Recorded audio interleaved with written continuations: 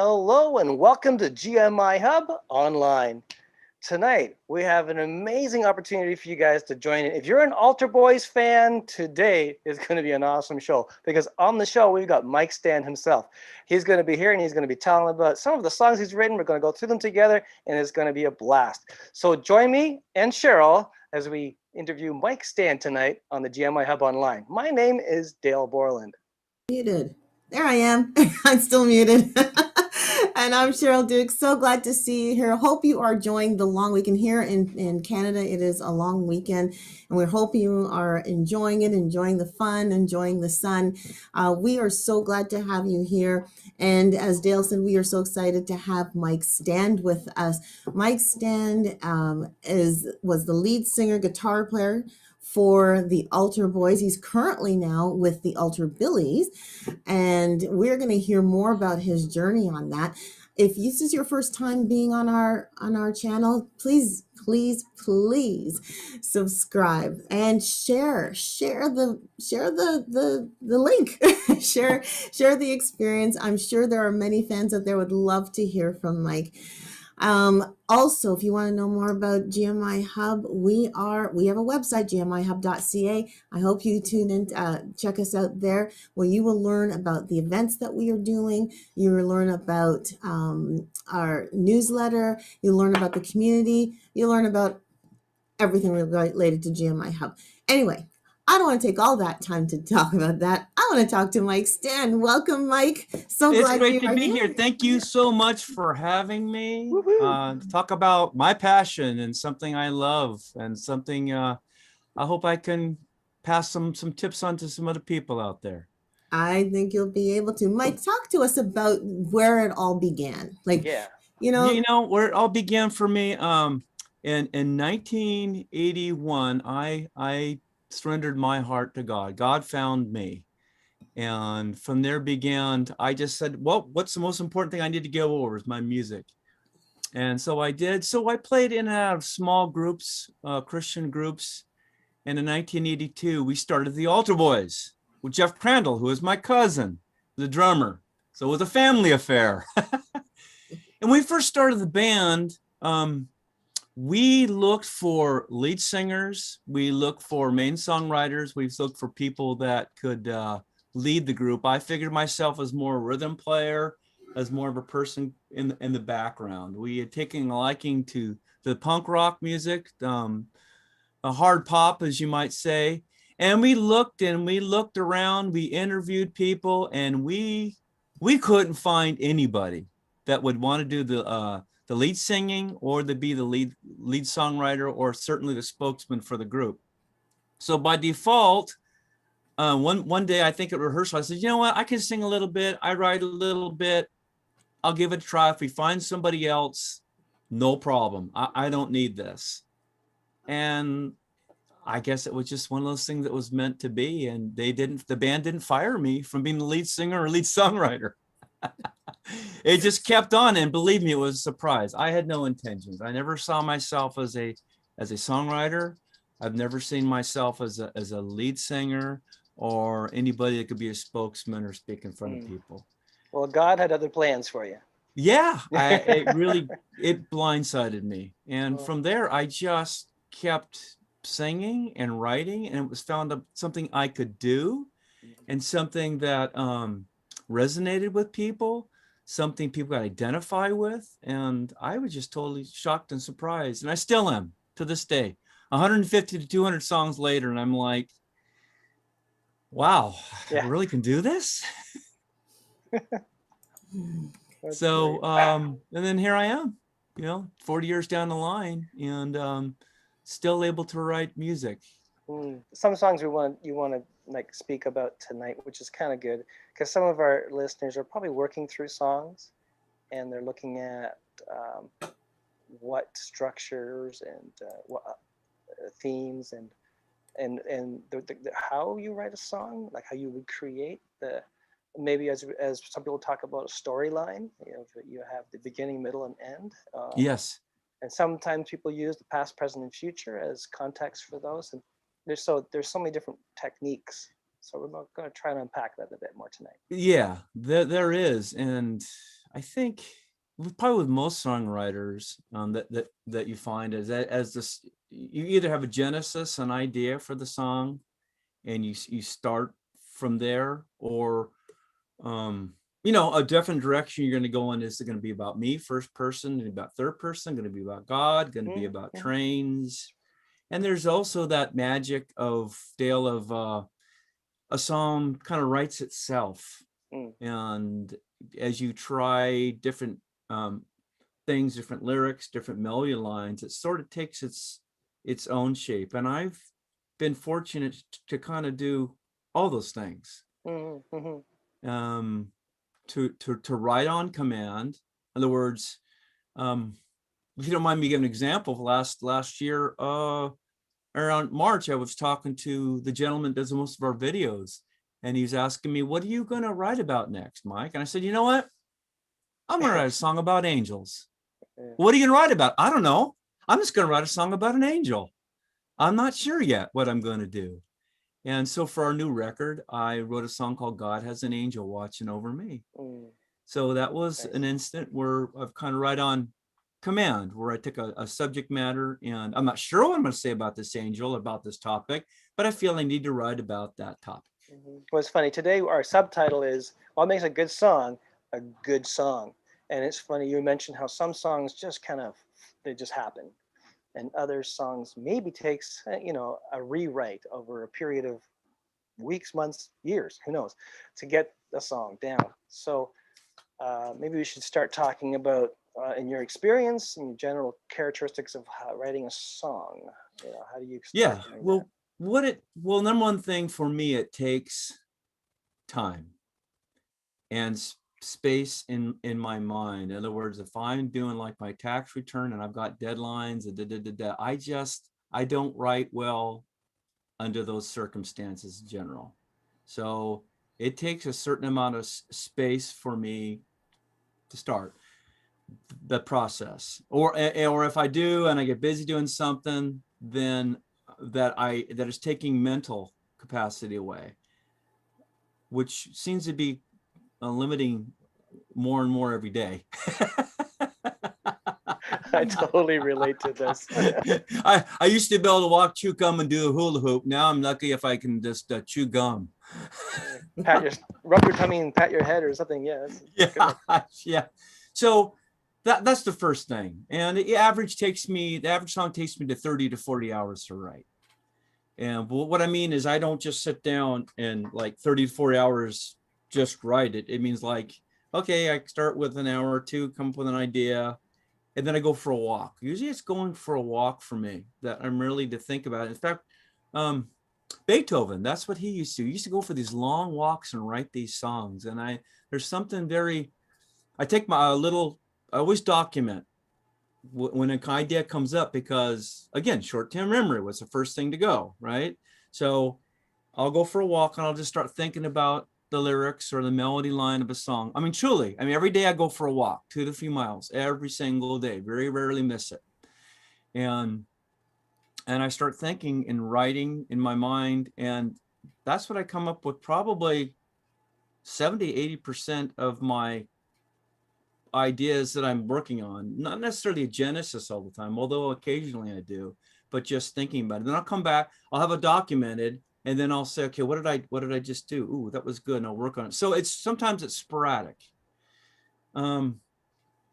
So also I tend to work one song at a time. Very rarely do I work multiple songs for me. I need to do one thing at a time. So I'll write on it, I'll work until I get it to a point where I think it's good. And then if I need to put it aside, I will, and I'll work on something else. I very rarely go back to it.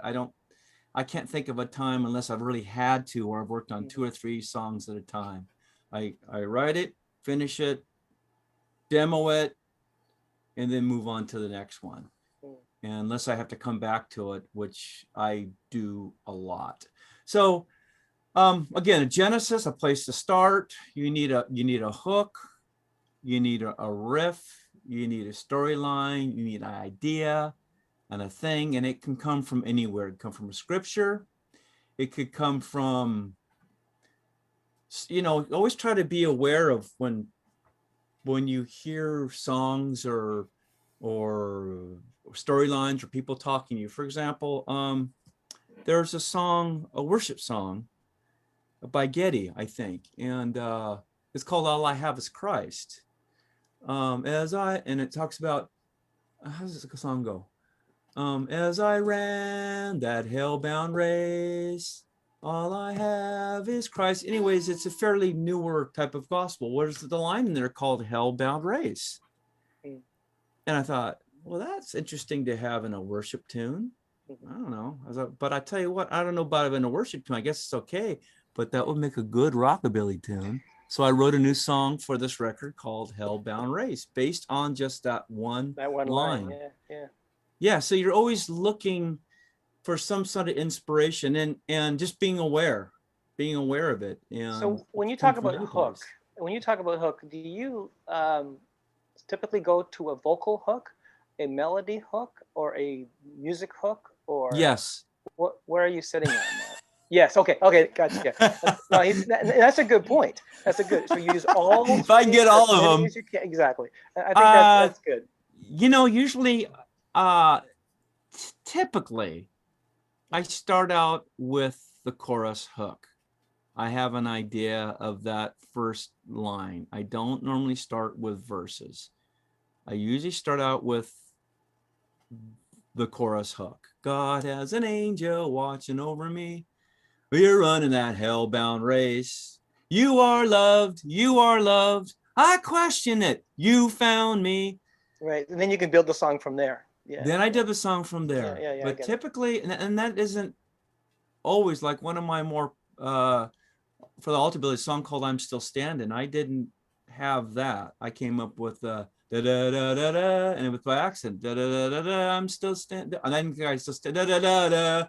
I'm sitting down now. Sometimes you don't even have the lyric line, but you've got the melody. Like that melody line does something. You got to fit the words with that melody line, and sometimes you have to find. So do you put placement, like words that are just rambling, but they're placement words that you later? Oh, I'm constantly rambling. Yes, Yeah. And that's one of the things I put here.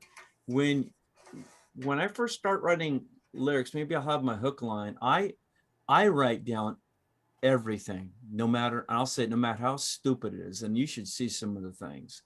I mean, you just got to start. You've just got to start writing lines down, no matter what. And I just write them down. I'm not talking about necessarily hook lines, but just your lyrics. Yeah, some guy once told me, he was a songwriter. He said, if I write as many songs as I can, get the stupid ones out of the way, then I can start working on the good ones. I use most of the songs I write, typically. Except for there's the one exception here I might show you later on. Okay. But it's very interesting because I have friends, and everybody's different how they approach it. I have one friend who says, if it takes me longer than an hour or two to write a song, I won't finish it. I told him, like, if I did that, I wouldn't have any songs. I'd never get anything done. He's a very good writer, Michael Baldini. He's a local artist here. Really neat guy. Great songs and great roots writer. But we were just talking about songwriting. He's like, yeah, if I don't finish in an hour or two, I'll just move on, forget it. I'm like, what? Because no, I'm not going to sit there and just plow through it. And wow. Okay. like I said, man, I wouldn't have any songs. And he asked me how long it takes me. I said, average 30 to 40 hours. Just like, I could have 5 songs written by then. So everyone's different in how they approach it. But I tend to be more like, not comparing myself to him necessarily, but like Beethoven refined, where Mozart really had things worked out in his head. And you've got those songwriters, and they are out there, and we know the ones that can pretty much have it done in their head what they want to do. The Freddie Mercury type and the David Bowie type, right? I'm not that guy. I'm more the Beethoven. Beethoven scratched on the ceilings. He threw water on himself. He edited. He was told his music looked like just a bunch of chicken scratch, and that's me. Just constantly editing and rewriting and up until like I'm recording and going, I don't like this line. We got to stop right here. I got to fix this, right to the last minute.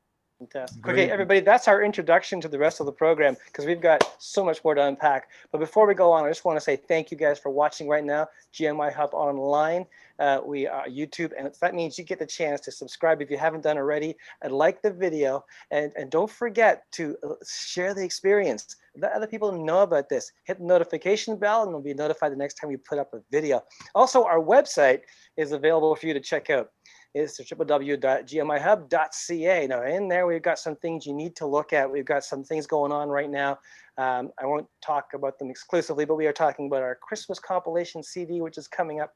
We've got people sending in music that we're going to be putting a CD together to be released for this Christmas season, and you don't want to miss being a part of that. If you're a songwriter and you like to write Christmas music, we're asking you to submit your song. And also we have, as Cheryl said at the beginning of the show, we have a monthly newsletter. The Hub Happenings goes out once a month. So all you have to do is go onto the website, send us your email, and we'll send you that Hub Happening every month. It's an amazing opportunity for you to connect with what's going on. And if you have an event or a song you're talking, releasing, whatever, let us know about it. Give us permission to talk about it, and we will put it in the Hub Happening for you. So we're going to help you promote what you're doing as well, because we're all about unity and community, mentorship and talent growth, and you can be part of that as well. So let's get on to some more questions as we get into the songs. Mike, I'm just curious. Let's talk about some of the best songs that you have had.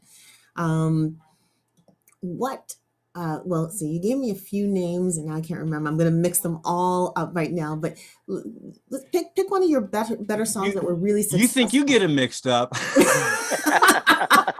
Someone asked me, I was like, what? I have a song called what? Oh yeah. I mean, yeah. How does that one go? So, I think that's a very good question. When people review on the Altar Boys, and certainly it was a group that was a while back. We were 82 to approximately 92, although we were fortunate to put out an album in 2018.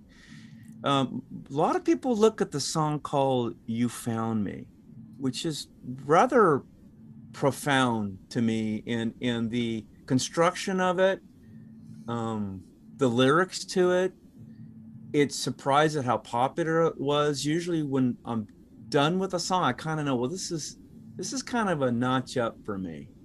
I didn't feel that way necessarily about this one.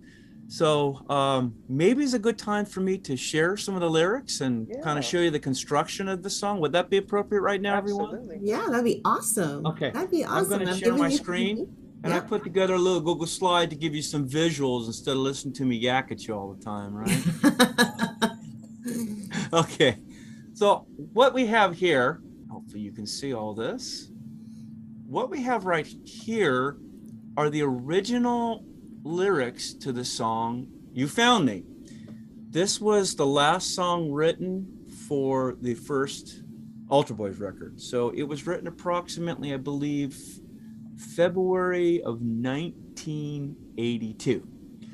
Now, like I said, I keep all my lyrics in notebooks like this. I probably have about 20 of them, a good tall stack of them. I tend to keep everything in notebooks. This is very typical of the way I write in this process. I was looking at some of the new things. It hasn't changed that much in the way my handwriting is so bad. So we're going to look at the construction of the song. This is the Beethoven I know it's probably a little bit harder to read, but right now this is probably a little easier for you to read. Awesome. Okay, so this was written in approximately 20 minutes, which is very, very, very rare for me. The genesis of the song is I felt we needed a song that sounded more like U2. That was where I started. And I didn't know what that was going to look like. So I sat down and, it's been a few years since then. So I believe I came up with the chords, B minor, to D, to A, G to A. And so if you look here, you don't see the title, You Found Me, which makes me to believe that the first thing I came up with was, you found me, you found me. So I think that came within 5 minutes. I started on a B minor chord, which is often people refer to as a sad key, right? The minor keys, right, are sad, but they don't necessarily have to be. But I know a lot of people learn it as that, or major, or the happier keys, right? Mm-hmm. So, but this isn't necessarily a sad song. So the progression's very simple, but I thought was original enough. It wasn't too cliche. You know, you want to try to keep away as much as possible from cliches. So here's the chord structure: B, A. All right, so I had that. I had the You Found Me part. I had the basic progression. And we can see here where I started some lyrics up here. And I tend to start my lyrics writing on this page and then go to this page. Don't ask me why. I still do it to this day because I'm left-handed. I think this maybe feels better to write on this face down page like this. So I started up here with these lyrics. I couldn't even hardly read them. They're so, take a look deep inside and tell me what you see. If it is interesting, I don't know. And I realized these weren't very good. Whatever reason, I just kind of left them on top of here, but I started one right here. And this is the first draft. Thought that I was a goner. Everyone had written my life off.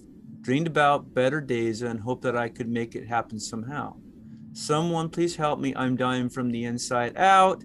Then I said, how long? You can see I scratched out these lyrics right here. And you probably can't read it any more than I can because I can't read my own handwriting half the time. So something I was saying, thank you for having me. Thank you, Lord, for the memory that you shown me. No, come to find out Jesus loved me. Kept that one. Now I really know for sure, whatever that means. Come to find out I was not alone. You can see I even did a little editing in there. And I thought, well, okay, I got a story going here. I got this guy who's a loner, feels he's a goner. Okay, that works. And I was like, okay, well, wow, it came out pretty quick, first time. Now where do we go? Now where do we go with the story? What happens to this guy? Does he keep going down this hill, down this path, or does something happen to him?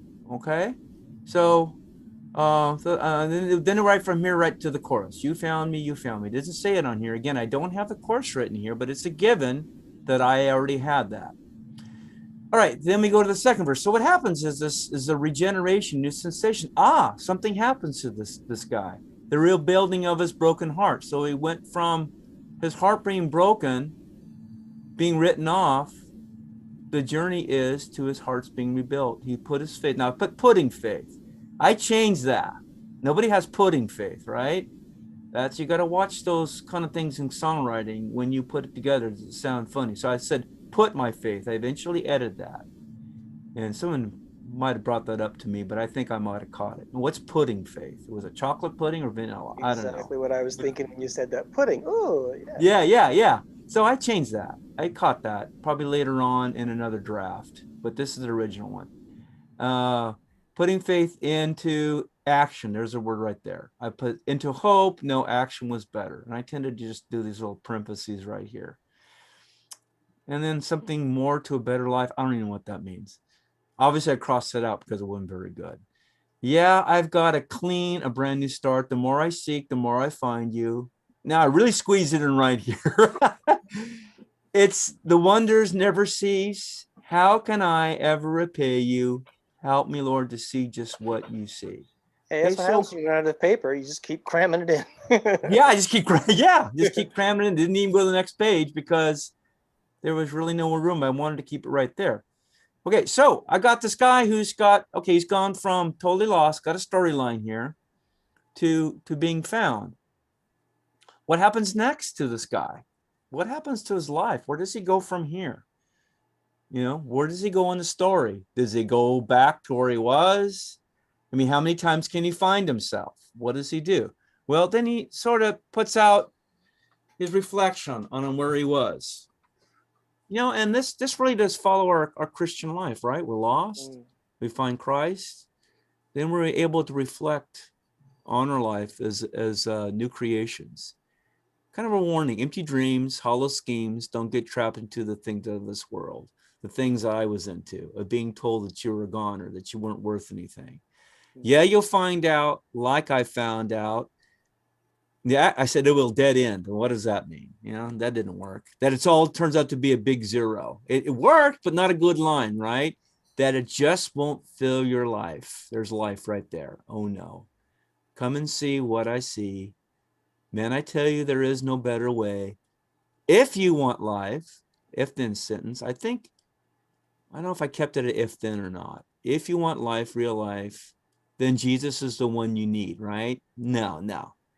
Then let Jesus, I even changed this one. Then let Jesus in your heart today. I change it to later on to let Jesus find you like he found me, which totally sets up your chorus. Let Jesus found you like he found me because you found me. You found me. You're right. Leads right into that.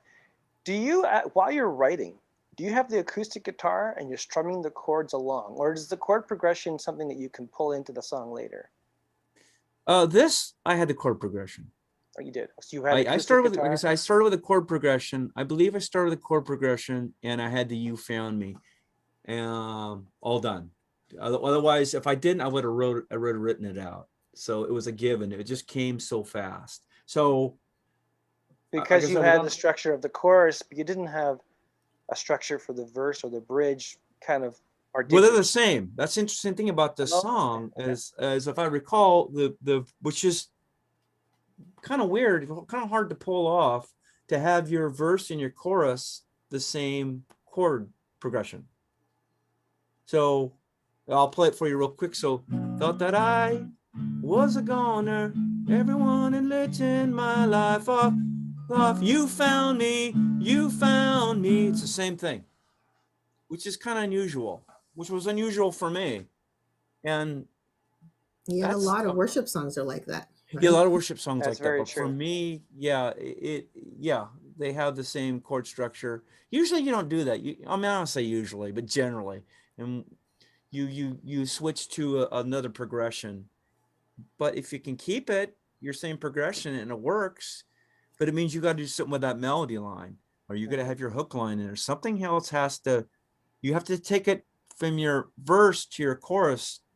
You have to take it up a notch. Well, you also did a rhythmic word change on the chorus, that the pattern was different. So that made it different.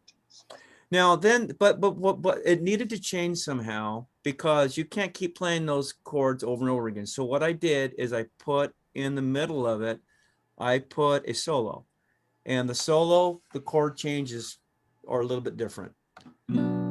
So B minor, but instead of going to D, it goes to G, then D, then A. So it's a subtle change, but very different from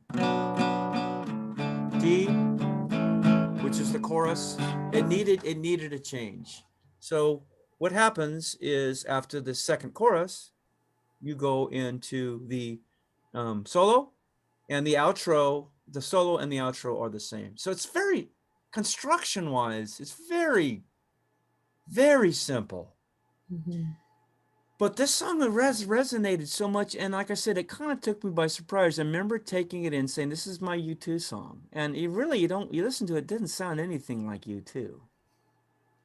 But that was your inspiration. That was your inspiration. That was, yeah. And I wasn't a big U2 fan, but I thought in '82 they were kind of big, and I'm like, well, we've got all these hard driving "I'm Into God" and 3-chord. I want to write something a little bit more thoughtful and different. And that's the place I started, although it's as far away from U2. I mean, it didn't sound anything like a U2 song. So here's where you can read it right here. There's all there it is laid out for you. There's the first verse, okay, where he's basically this person, and the story is lost, needing help, in a place of abandonment that we all felt before we surrendered our hearts to Christ.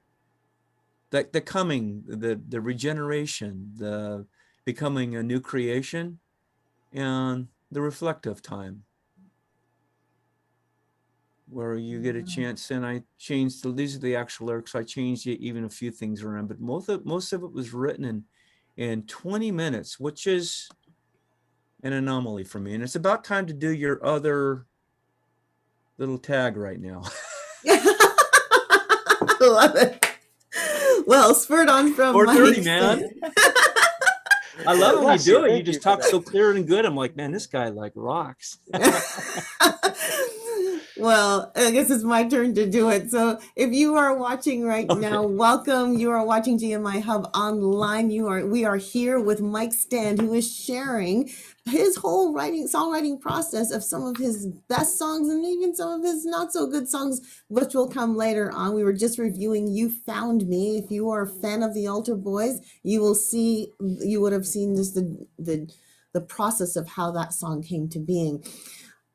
If this is your first time watching, I encourage you to like and subscribe to this channel, and also share the experience. Share the experience with other people. There's not many opportunities you have to listen to someone like Mike Stan talk about his songs like this. So go ahead, share the experience with fellow songwriters or even just plain fans of the Altar Boys.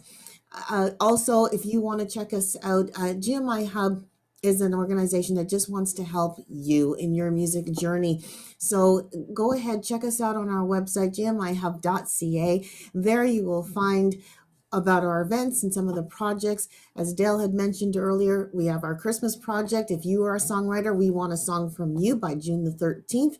Go to our website to see all about that. We also have events every once in a while. We had just done a listening party, which was very successful, very interesting for the people who participated. And we're actually considering doing another one probably in the fall. So stay tuned to learn more about that. And we also have a newsletter that we'd love for you to sign up for, simply because it's part of being the community where we want to build the community. We want to build unity, community, mentorship, talent growth. And we'd love for you to be a part of it, because this way we can send you some tips. We can also you can find out more about what's going on in the community, as in we have a member spot where people just share with us new songs that they're doing, events that they're singing at, and we put it in the newsletter so that you know what's going on with other people. It's not all about us, but hey, it is about you. So definitely check all of that out, gmihub.ca. We're also on different social medias, Facebook, Instagram, and Twitter, so go ahead and follow us on that. There's a commercial. How'd I do, Mike? You did great. Awesome. Wow, you packed more in there in 2 minutes. I wish I could talk that fast. Hopefully that was great. That was amazing. All right. So hopefully that wasn't too, everybody could track what I was talking about there with all that chicken scratch there. Oh, but actually, the great thing about that, Mike, is you're talking to people who are probably in a place where they just don't know how to formulate their thoughts. So what you've done is you give them an idea that, oh, I can just write this down. It doesn't matter what it looks like. I can change my mind later. I can fix it. I can do. So there's a comfort zone for them to have a starting That's point. good. And That's what I want. It's great. No, I think that is great. Because I'm still learning. I don't even, I mean, I'm still trying to figure it out. I'm still amazed I can even write anything that I can do it. I mean, and I honestly say that, you know, I feel like I'm only as good as my last song. Well, I was just thinking way back when I was into the Altar Boys, I think my album that I got was When You're a Rebel. I think that's your second release. Yes. And so you're getting into the second album. You said you wanted to rewrite one of the songs from the first album, or reproduce it, not necessarily rewrite it. Well, we did I'm Into God Part 2. We did I'm Into God Part 2. Part 2. It was just, I think that goes into When You're a Rebel. I think it does, doesn't it? That's the 1985. Or is it after When You're a Rebel? I don't remember. Yeah, I don't know. I just came up with the idea. We should include a follow-up, just one verse and a chorus, Time Into God, and repeat it, and then go into When You're a Rebel. It was just an idea I had. That was good, yeah. My Yeah. And husband plays that song on a regular basis. I'm into God. Oh yeah. He's like, Yeah. he wants to get our boys to play that for him. So Not hard. Not hard to play. I think it maybe has 4 chords in it, I think.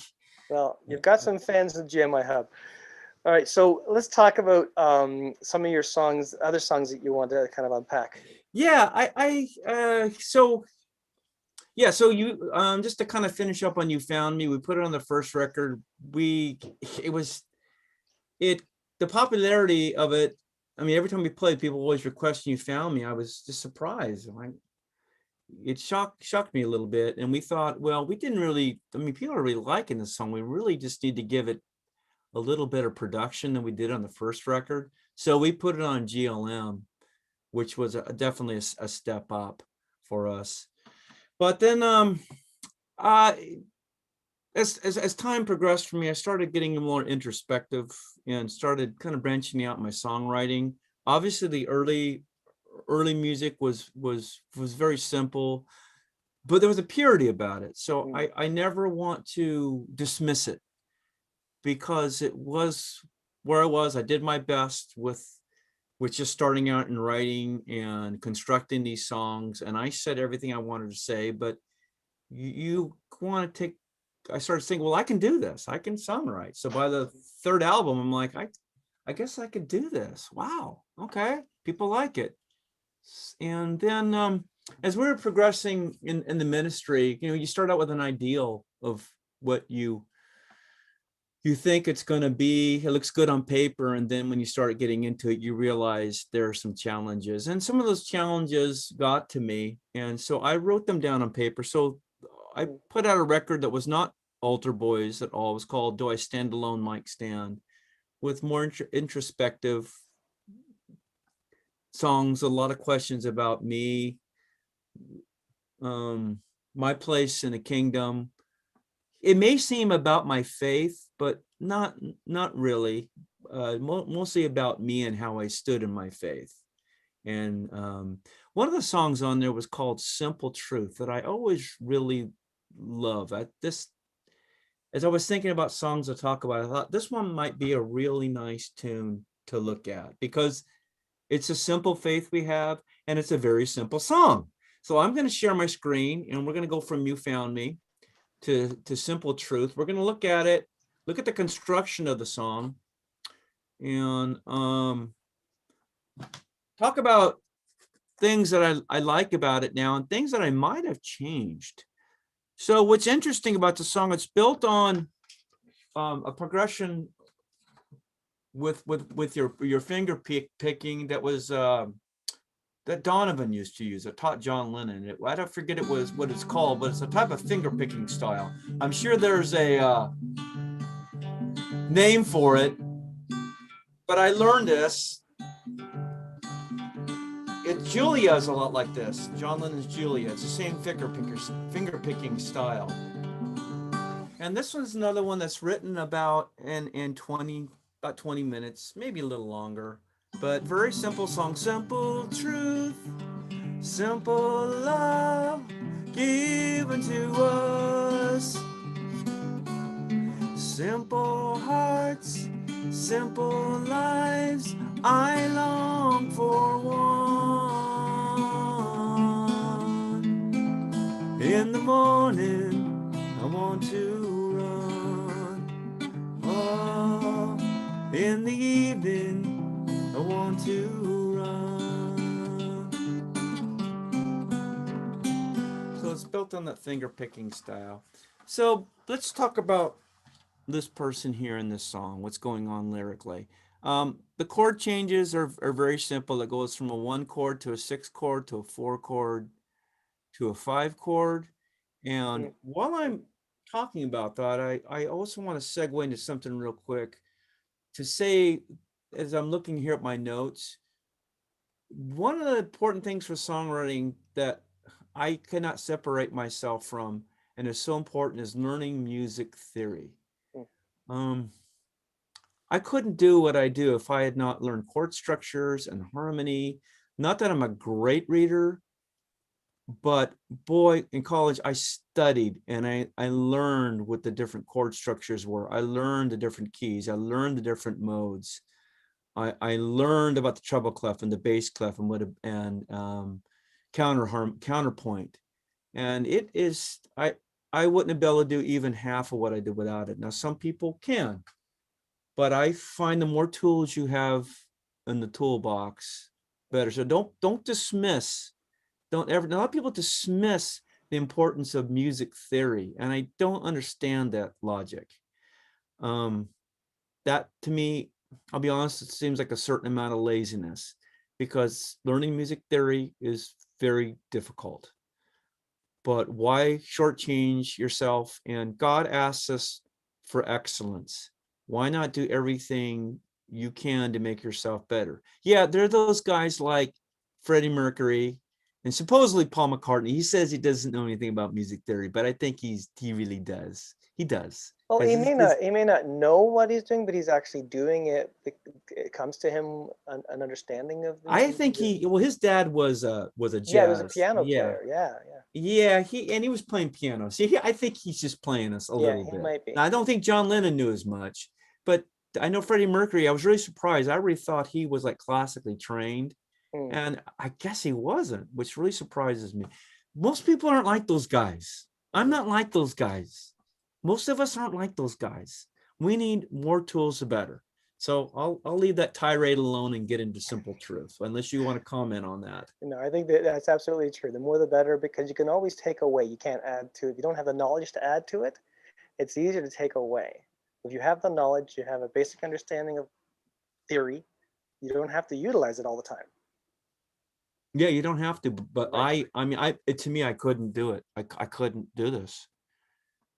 For me, if I didn't know structures or harmonic structures, I would, and I didn't understand what a sixth chord is and an alternate chord and 4 or 5 and a harmonic, I would find it very difficult for me. But some can, and if you can, more power to you. But again, the What more tools you can have in the toolbox, the better. I agree. So let's go back to this song. So simple truth, simple love given to us, simple heart, simple lives are long for. So this is, let's just excuse it if it's talking about me, because which it is, obviously. But okay, this person is longing for something. The simplicity of the truth, the simplicity of love, the simple heart, the simple life that evidently this person doesn't have, and he's longing for. Oh, in the morning, I want to run. And looking back, it's kind of a freedom. I want to run. I want it, in the morning. Can I have this freedom that I or another person might have at the time? So where do you go from there? What happens to this person?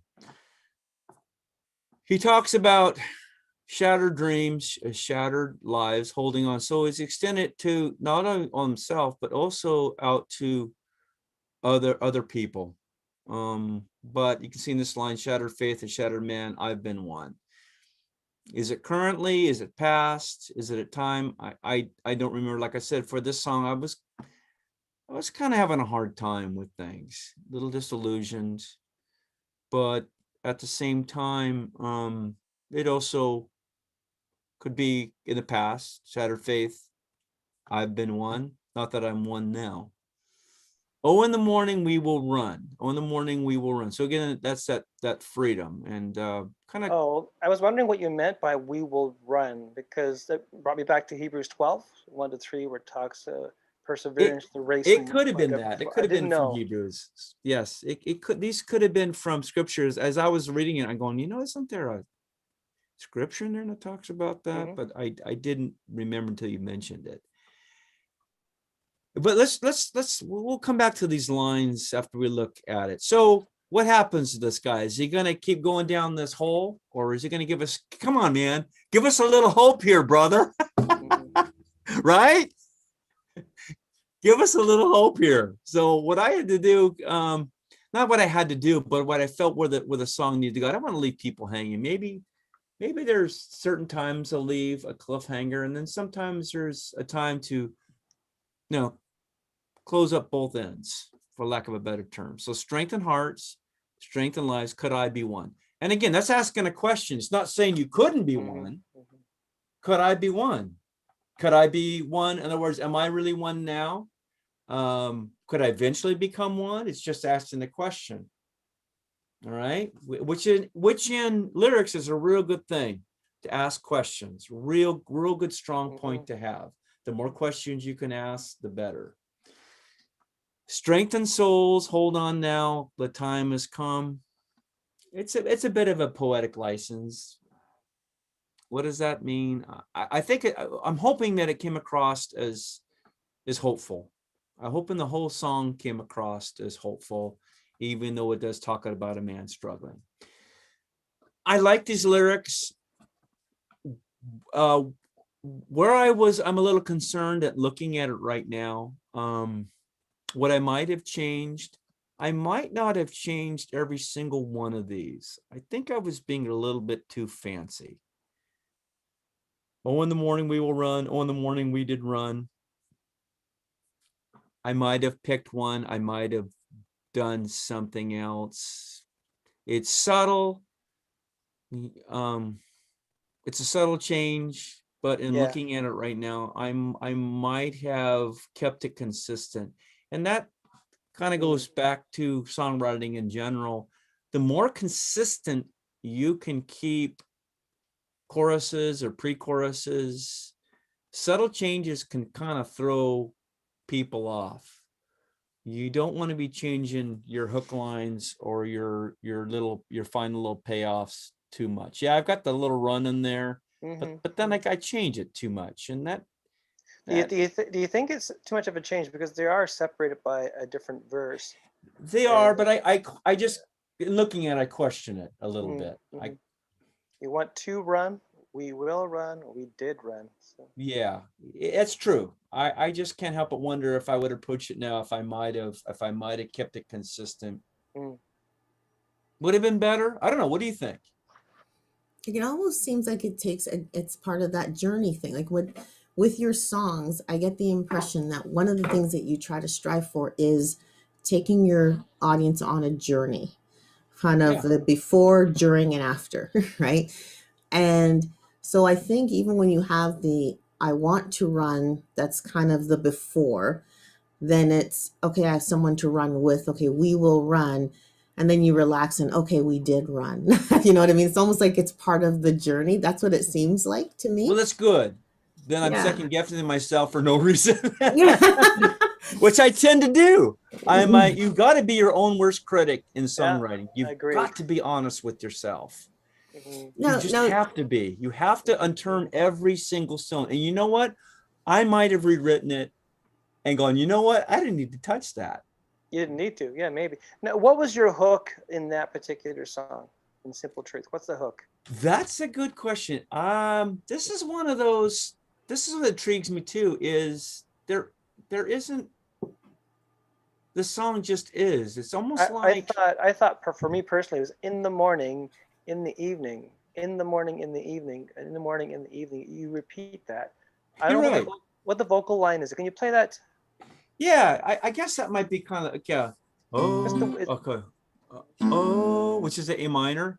In the morning, again. We will run. Oh, in the evening. Yeah, you see, to me, they're vocally that la la la la. They're both a hook to me. Just I guess that would be it. I mean, you could separate it. Obviously, there's a verse, and I guess you would call that the chorus. Yeah. A lot of times when I think of a hook line, I think of one little thing, but I suppose that doesn't need to be limited to one little line like "You Found Me" or "GLM" or "You Are Love." It can be a whole line. Like I think because you've got that O part, like "Oh in the morning." Yes. You know, because that kind of was the hook line musically. Yeah, you're right. Okay. Yeah. You're right, and that's true. That's the chorus. You're right. Thank you. So I'm curious. Okay, You Found Me was one of your successful songs. Simple Truth, you probably would say it's not as successful. But what in your opinion made one successful more than the other? Or did you think this song would be more successful compared to You Found Me?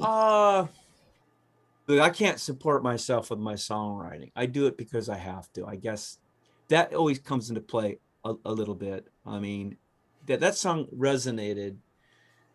So there's that. I think the song was successful and that it did connect with people. And it's a song that I tend to myself come back to whenever I get the occasion to do a solo set. I mean, that's one of the ones I always pull out. Even for a little while in the Altar Billies, I think we did that song. Mhm.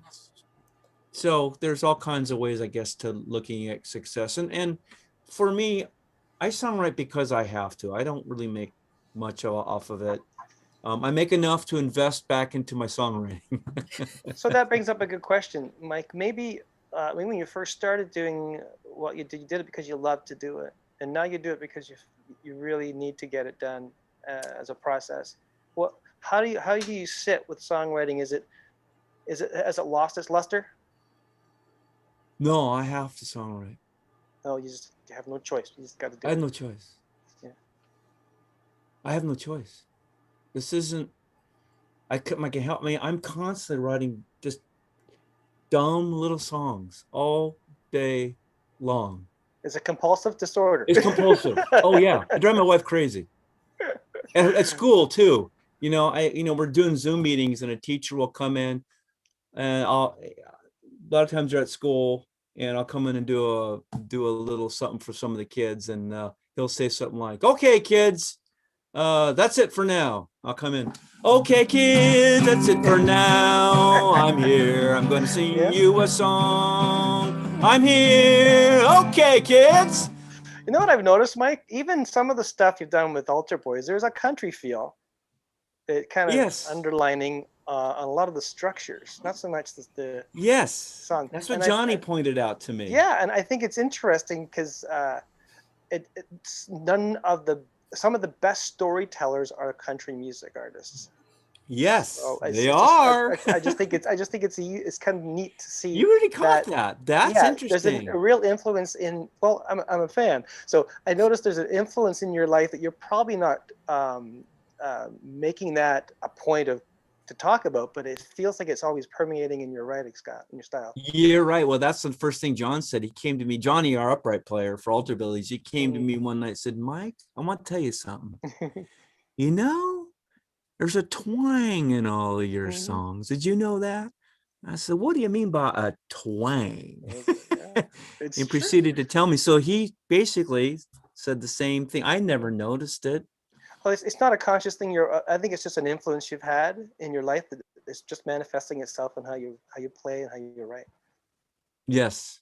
Okay, Yes. now let's do a little commercial here. But Yeah, we're you gonna gotta go get on. to it. It's 4:55. You gotta get We're to going to that. ask you more questions, and we want to bring up another song, and then we're going to talking about other things. Okay, so thank you guys for watching. If you're watching right now, GMIHub Online, appreciate it so much. We are live on YouTube right now, and if you're enjoying this, please share the experience. Let people know about it, and don't forget if you haven't done already, like the video and all that stuff. And we'd appreciate that so much. And also, please take the time to go to our website, gmihub.ca. All the stuff we're all about is all there. Unity, community, mentorship, talent growth. And we have some really cool things down at the bottom. We wanted you to look at that from the first page. It's to do with Hub Happenings. It's a monthly email you will get. Just go in there, give us your email, and we'll it's not spam, it's just a little update. And then we've got something that I'm really excited about, and that's our Christmas compilation. Last year we did a Christmas compilation project, and we had an amazing submissions, and this year we're doing it all over again. And our last submission is by June 13th, so please get them in if you want to get your song on our compilation CD. I would love to hear your song. I would love you to get your song on there. My song was on the first album. If you want to check it out, you can. Okay, so that was great, Dale. You guys are amazing that's the way you fly through those things. You just got it down. You know what, Mike? We had a listening party just a little while ago from some people who are, we listened online. We were on a Zoom meeting with all these. We were just talking about their music. It was such a cool experience because we have a producer on our panel. We have a songwriter performer who does almost 200 shows a year prior to COVID. Wow. So he was a very. So we talked about music. We talked about the songs they're writing, what things they could do to help their song and help to grow them as an artist. And so we want to do that again. The listening party was so much fun.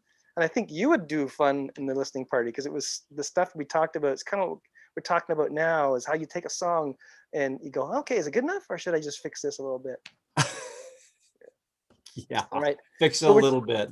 So what kind of mistakes, before maybe you get on the song that you want to talk about, what kind of mistakes should we avoid when we're potentially looking for a good song?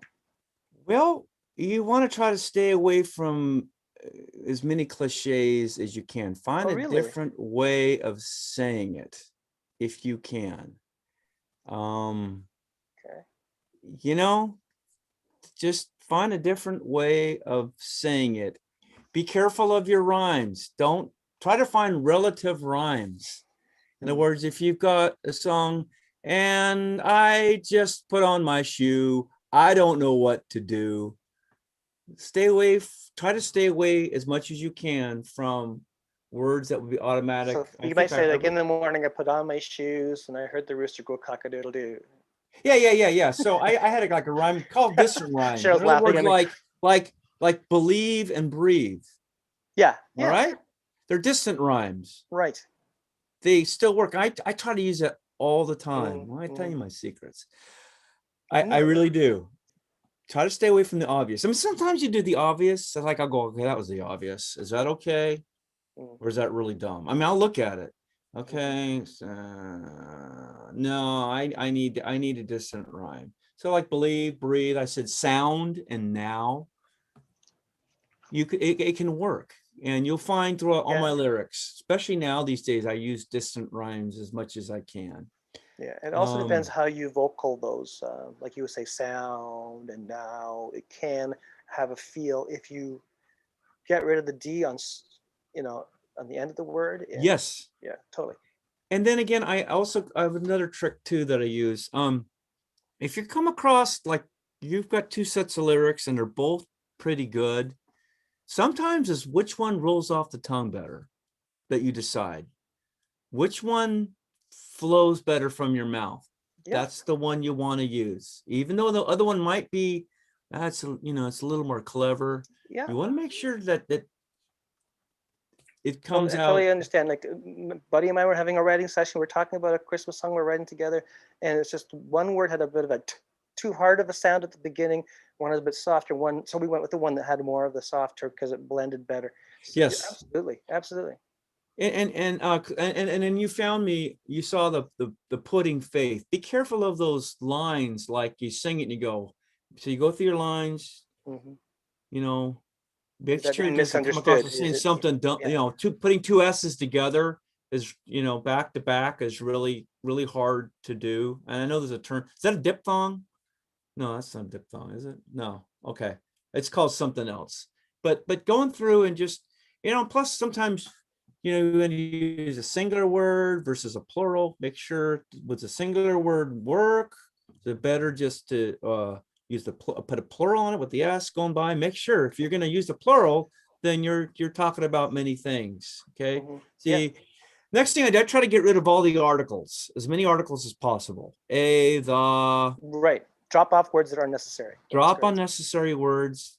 Get them out of there as fast as you can. The more condensed you can make it. Don't use those run-on sentences. Edit, refine, chop it up. You can always put back in if it's better. That's right. And just play your song over and over, play the part over and over and over and over and over and over and over again. The next thing I find is if your song pops in your mind randomly, then you might have something there. Yeah, sometimes I'll just it'll pop in. I just I'm just kind of shaving or something. Big boy. Wait, I'm singing it. That's a good sign. Especially if you do it with your own songs. What else? Try writing on command. Some things that songwriters should keep in mind when they're writing in songs. Like if there's 3 points that we could recap, maybe what we've been talking about, or something that's been said that hasn't been said. But if there's 3 things you would give to somebody, say, look, if you're going to write a song, here's the 3 things I just want you to remember. Oh boy. Okay. Well, a song is lyrics, music, and arrangement. That are 3 things. I would say edit, refine, edit, refine. Then when you think you're done, edit it again. So rinse and repeat. Gotcha. Yes. And go down every path you can, even though you think it's a dead end. Just do it. You can always go back. If you get stuck, well, these aren't 3 points. These are just points. I don't know how I would do 3. That's all right, man. Just open up. It's all good. It's all good. Okay. If you get stuck with like trying to find lyrics, look up some poem, find some inspiration, find a book, find poetry, find anything you can. I mean, the internet, you can find any kind of poem on there that you can get a source of inspiration. You know, the Word of God has, I mean, I go through Proverbs. I mean, it's so rich. You can pull out, and maybe it's just a word. All you need is a word or a thought or some little thing. It doesn't have to be a complete passage. Right, just a kickstart. And the next, I guess you say, just write. The only way you're gonna get better is to write, and don't be afraid to make mistakes and just scratch it all out. And you scratch out 3 pages of something, then you can go back and you'll be amazed at what you can find that might be a little jewel, a little kernel in there, a place to start. Yeah, I think that's one of the best advices that anybody can give is just do it. If you want to get better at doing something, you have to do it. Practice. And hopefully I've given you some practical, because I know I realize too that I can say just do it, but people are going, well, yeah, it's easy for you to say. But hopefully I've given you some pointers about music theory, about thinking through a genesis, of having at least one idea to start with, looking at your hook line. Next thing, don't make your intros too long. Get in your song, get in, say what you got to say, get out. It's like a bank heist. Get in, get it done, get out. Yep, get in. You know, Andrew Bird Can Sing, the Beatles, great song, 1:57 long. Get in, say it, get out. Don't start with these long GC intros. You know, you say yes, I say no. Hey, Jude, love you. I mean, come on, these guys, take it from them. That's all they did. They got in, they got out. And then the hippie music started. They could never get out. 10-minute solos. Oh, yeah. He'll never leave. Trapped here forever. And the endless guitar solo. And get out the pan flute, and you're there for another hour. Okay. Yeah. Let me out. I've had enough. No, it's all good. It's whatever, man. You know, whatever people, it's hard to know. You can never predict if your song's going to connect emotionally. And that's the thing. It's got to connect emotionally. How you do that, the way that happens, I mean, the more of a story you can make it, the more you can make it personal for you, but not too personal, the better people are going to connect. One producer mentioned to me, he says, if you're writing songs for other people, yes, you might be, but if you're not writing it for yourself, right, you might have a hard time really enjoying your own music. Absolutely. That's why people say, what songs are you going to play, Mike, if you did Altar Boys? I'll say, I'll play all the ones that people like.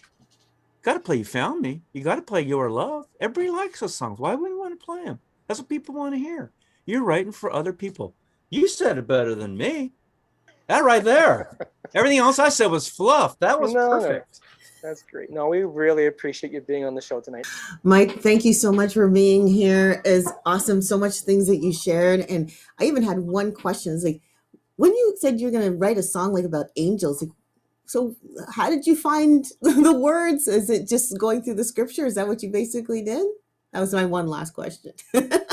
I just came up with this line, God has an angel watching over me.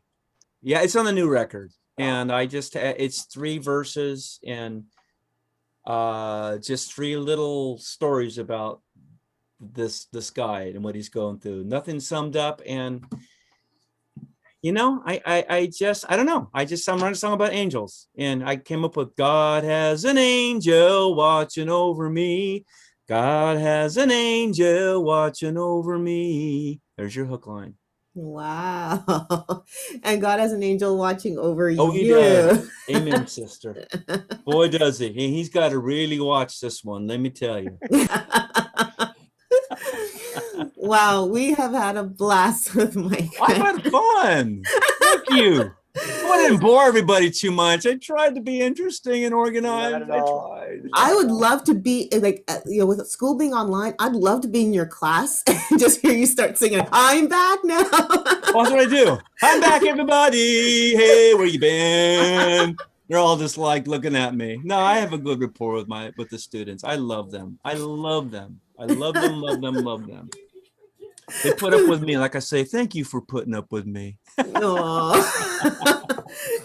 the latest CD you put out was called No Substitutes. That was available in 2018. Did you have anything more recent? Oh, we have a new record right now that's going to be coming out. It's recorded. We're just getting it mixed. 12 songs neat. called All In. Nice. Dun, dun, dun, dun. Just got to get it mixed right. So whatever it takes awesome. for that. Yeah, it's a good one. It's swell. Look Two forward to title this. tracks, 2 all-in title tracks, 2 different songs, both called All In. Same key, A, same tempo, 200, but different songs. Go figure that one out. So look for that whenever it comes out near you. Is it what? Alter Billies? Yes, yes. Sorry. That's okay. I do it all the time. I introduce this wrong all the time. Wow. I take myself too seriously. Well, everyone, I hope that this topped was like the icing on top of the whipped cream on top of the cherry on top of the cake. I don't know. I get it. You get it? Oh yes, sister, I do. I do. Thank you so much for joining us, everyone. Of course, this episode is going to stay on our YouTube channel. You can always go back and watch it. And again, I say you have the link there. Share the experience. Share it with the fans of Altar Boys and Altar Billies. Share it with anybody that's a songwriter because, hey, there was some meat in here. Mm-hmm. And as you can see, even with someone as successful as Mike Stand and the Altar Boys, you can see right from the beginning where the process begins. And it's no different than probably what you're doing right now. Get your scratch pad out, start writing some songs. And if you have to scratch out lines, scratch them out, rewrite. That's all that happens. That's all that makes the difference. Mm-hmm. And I hope that as you're watching this, you are encouraged with your songwriting. We'll probably have to get Mike to come back, maybe do a longer session with us. That was too fun. Just see what everybody thinks. If they thought it was too boring, I understand. So hopefully it was. No. Hopefully it was good. I honestly say that. You just never know how you're coming off. So thank you. Thank you for being so gracious. No, we would love to have you back, Mike. I think this would be awesome. Actually, have you where the audience can actually interact with you personally, and they can ask you listening directly. party. I was thinking a listening party. He'd be so much Yes. I'm all over it. That'd be fantastic. You're nice people. Thank you for being so gracious. I didn't mean that. I'm just saying that. I didn't know what to expect, So thank cool. you. I don't know. First time. And we want you to come back to us next week as we are. We have surviving the music industry.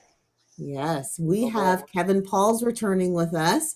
Kevin Pauls and Tim Frey. Tim Frey is the first time on our channel, but we are going to have them coming and they're going to talk about, well, in Kevin Pauls' words, how to survive the music industry. I almost think it's more like how to pivot in your music industry. But we're going to talk. Pivot. I'm sure nobody's done the pivoting. No, it's true. But you mean how to keep yourself in the industry and the way it's going, and especially through this COVID, it's just it's a challenge. So look forward to that next week. We are. But in the meantime, as we have said, if you've missed it, here's our little mini commercial again. Go to our website, GMIHub.ca, where you will learn more about what we're all about. You will learn about our newsletter, which comes out once a month, and you get hot tips.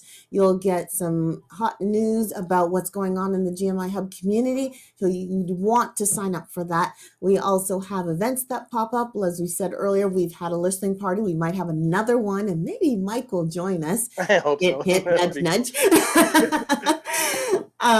So we have a listening party. We have our Christmas compilation that is coming up. We are still accepting songs. Now listen, just so you don't feel the pressure, if you have an intention to submit a song, please, please, please go to our website. You'll see all the information of what you do. I think in short, you just send a message to us at song@gmihub.ca. Let us know, I intend to submit a song. Yeah. And we will look out for that song. Okay. No pressure, guys. And we want you just to do and have fun with this process. That's right. So definitely go to gmihub.ca, look for Christmas project, and you'll see all the details there of what you need to do in order to get your song submitted to us by June the 13th. Okay. Until then, I want you all to have a great, awesome week. God bless you. Thank you so much for joining us. And remember, GMI Hub is here to encourage unity, community, mentorship, and talent growth. See you next week.